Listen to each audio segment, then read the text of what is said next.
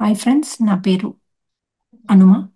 So ఈ రోజు మనం ప్రీ పోస్ట్ కౌన్సిలింగ్ గురించి మాట్లాడుకుందాం. అంటే చాలా మంది కూడా కొత్తగా జాయిన్ అయ్యే వాళ్ళు కౌన్సిలింగ్ కావాలి అంటారు కదా. సో కౌన్సిలింగ్ మనకి 4 విధాలు ఉన్నాయి. అందులో మనకి ఫైనాన్షియల్ ఇబ్బందులు ఉంటే ఒకటి, ఇంకోటి ఇంట్లో రుగ్మతలు ఉంటే ఒకటి, అంటే హెల్త్ ఇష్యూస్ ఉంటే ఒకటి, మూడవది మనకి చుట్టుపక్కల వాళ్ళతో లేకపోతే ఇంట్లో పిల్లలతో అస్తమానం గొడవలు ఉండడం ఒకటి. సో ఇలా మనకి ఇంకొక విధానం ఇంకొకటి నాలుగోది ఏంటంటే మనకి సొసైటీతో సొసైటీతో ఇష్యూస్, లేకపోతే ఫ్యామిలీస్‌లోనే ఎక్స్‌టెండెడ్ ఫ్యామిలీస్‌లో ఇష్యూస్. సో, ఫ్యామిలీ ఇష్యూస్ ఒకటుంటది. మామూలుగా అయితే ఇవి 3 హెల్త్, ఫ్యామిలీ ఇష్యూస్ అట్లాగే ఫైనాన్షియల్. సో, ఈ మూడిట్లో మనము ఏది అన్నది ఫస్ట్ ప్రీ కౌన్సెలింగ్ వాళ్ళు మనకొక సెట్ ఆఫ్ పీపుల్ ఉన్నారు. ప్రీ కౌన్సెలింగ్ అని, పోస్ట్ కౌన్సెలింగ్ అని మన వాలంటీర్స్ ఉన్నారు. సో, మనకి ఎవ్వరు కూడా కౌన్సెలింగ్ కావాలి అంటే వాళ్ళు ఫస్ట్ మిమ్మల్ని అప్రోచ్ అవుతారు.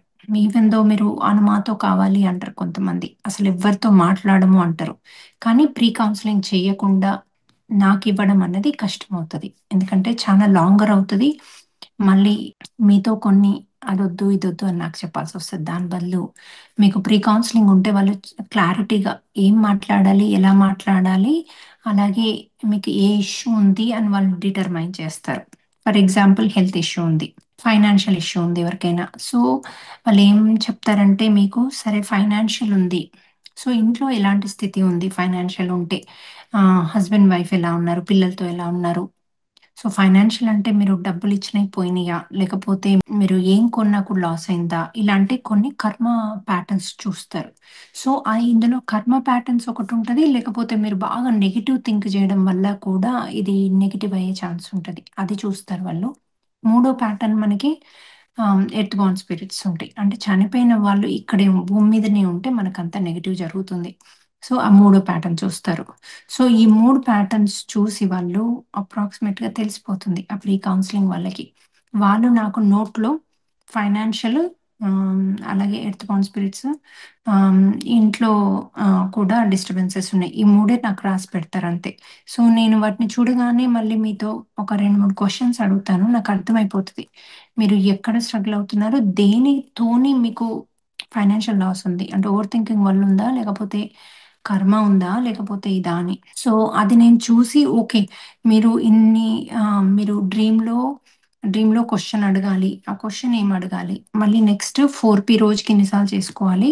4పీ అంటే మీకు అందరికీ తెలుసు, నిన్న అయింది క్లాసు. పశ్చాత్తాపం, పరివర్తన, ప్రాయశ్చిత్తం. సో, అది ఎన్ని సార్లు చేసుకోవాలి? అలాగే ఎర్త్ బౌండ్ సోల్స్ ఉన్నాయని నేను రికగ్నైజ్ చేస్తే 4పీలో రిలీజ్ అయిపోతాయి. అది ఎలా అనుకోని రిలీజ్ చేసుకోవాలి అని నేను రాసి ఇస్తా మీకు. అండ్ రోజు ఈ క్లాసెస్ కూడా వినాలి, మెడిటేషన్ చేయాలి నాతో లైవ్. సో, ఇలా మీకు ప్రిస్క్రిప్షన్ లాగా ఇస్తాను. ఆ ప్రిస్క్రిప్షన్‌ని మళ్ళీ పోస్ట్ కౌన్సెలింగ్ వాళ్ళు ఏం చేస్తారంటే, పోస్ట్ కౌన్సెలింగ్ వాళ్ళు ఫస్ట్ నేను డ్రీము అన్నా కదా! ఆ డ్రీమ్ మీరు ఎలా అడిగితే డ్రీమ్ వస్తుంది. కొంతమంది డ్రీమ్ రావంటారు.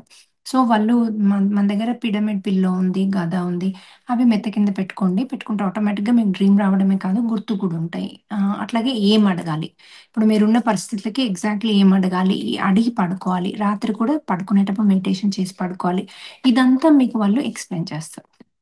సెకండ్ బిట్ నేనేం రాసాను, 4 పీఎం రాసాను. రోజుకి 3 సార్లు. మీకేమన్నా అర్థం కాకపోతే మళ్ళీ నాకు కాల్ చేయండి అంటారు. ఎందుకంటే వాళ్ళు ఎవరైతే పోస్ట్ కౌన్సెలింగ్ చేశారో వాళ్ళు మీ మెంటోర్స్ ఫ్యూచర్‌లో. మీకెప్పుడు ఇష్యూ ఉన్నా వాళ్ళకి కాల్ చేయొచ్చు. కాల్ చేస్తే వాళ్ళకి అవసరం అనుకుంటే నాతో మళ్ళీ మీకు ఎప్పుడంటే అప్పుడు మాట్లాడే అవకాశాన్ని కల్పిస్తారు.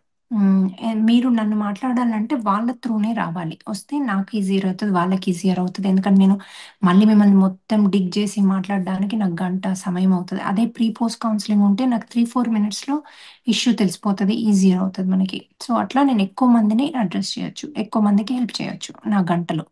ఒక్కరికి బదులు నేను 20 మందికి హెల్ప్ చేయొచ్చు కదా!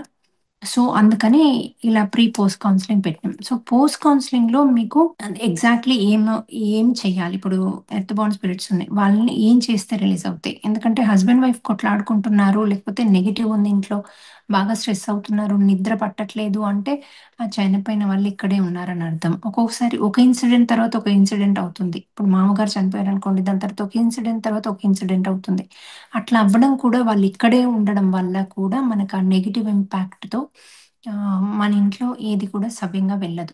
సో, అది కూడా వాళ్ళు ఎలా రిలీజ్ చేసుకోవాలి? ఎలా పిలవాలి? 3 రోజులకు ఒక్కరిని రిలీజ్ చేసుకోవాలా? లేకపోతే ఇప్పుడు మీకు డ్రీమ్ అడిగినప్పుడు నాకు కారణం ఏంటి అని డ్రీమ్ అడిగినప్పుడు మీకు ఈ స్పిరిట్స్ ఉన్నాయి. అంటే వాళ్ళందరూ ఇన్నే ఉన్నారని ముగ్గురు, నలుగురిని చూపించారనుకోండి.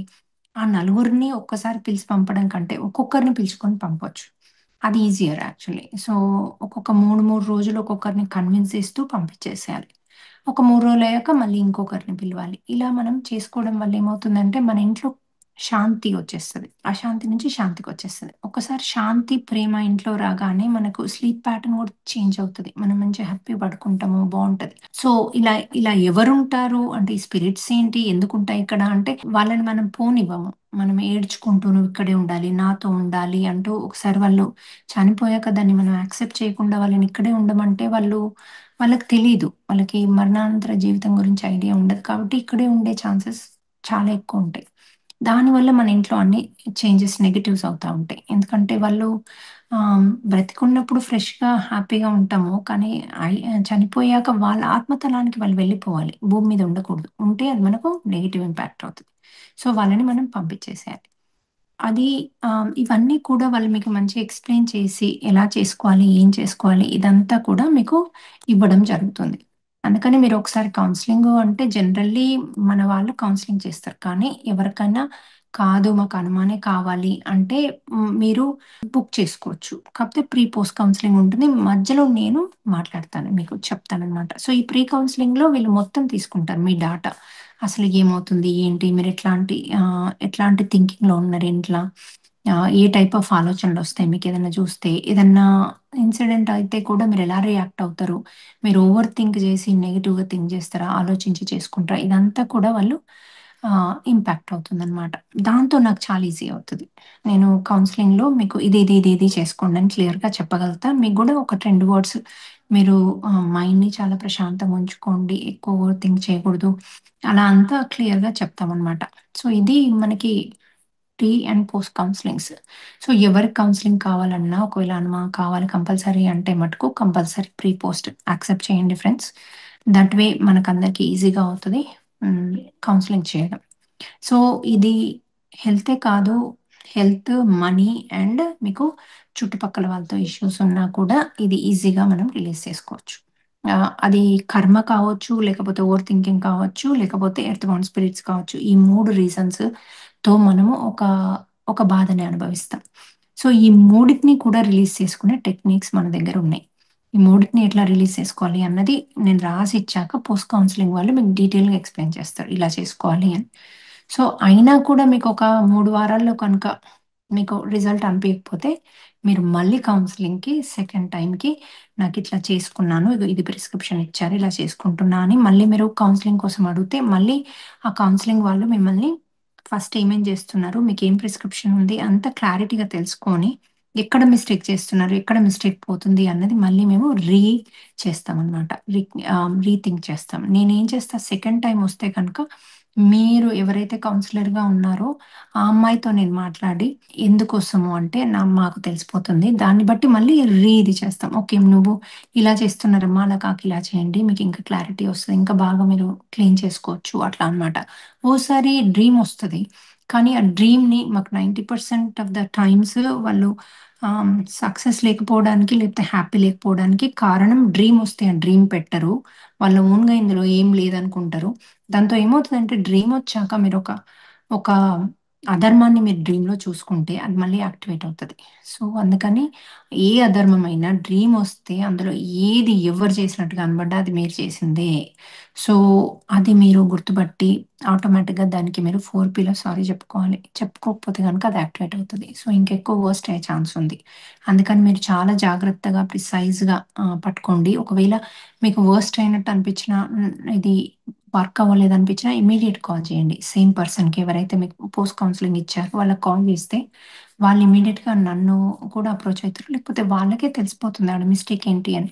ఎందుకంటే ఆ డ్రీమ్స్ అన్నది వాళ్ళకు అర్థమైపోతది వింటే గనక. ఎందుకంటే మేము ఇందులోనే ఉన్నాం. కంటిన్యూయస్‌గా we are working with each other కాబట్టి వాళ్ళు కూడా మీలాగానే ఒకప్పుడు గో త్రూ అయ్యి మళ్ళీ నార్మల్ అయ్యారు కాబట్టి ఇప్పుడు సృష్టికి సహాయకారులుగా ఉన్నారు. మీ అందరికి కూడా సహాయం చేయడానికి ఉన్నారు. ఇందులో ఎవరు కూడా డబ్బులు తీసుకోరు.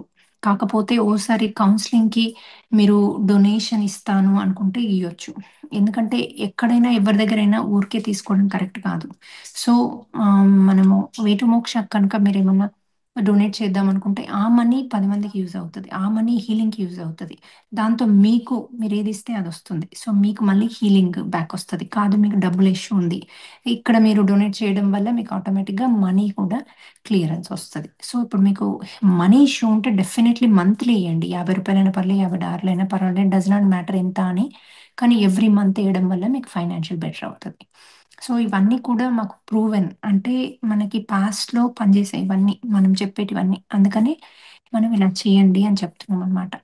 సో, ఇది ఫ్రెండ్స్ మన కౌన్సెలింగ్ 'వే టు మోక్ష' మీకు కౌన్సెలింగ్ కావాలంటే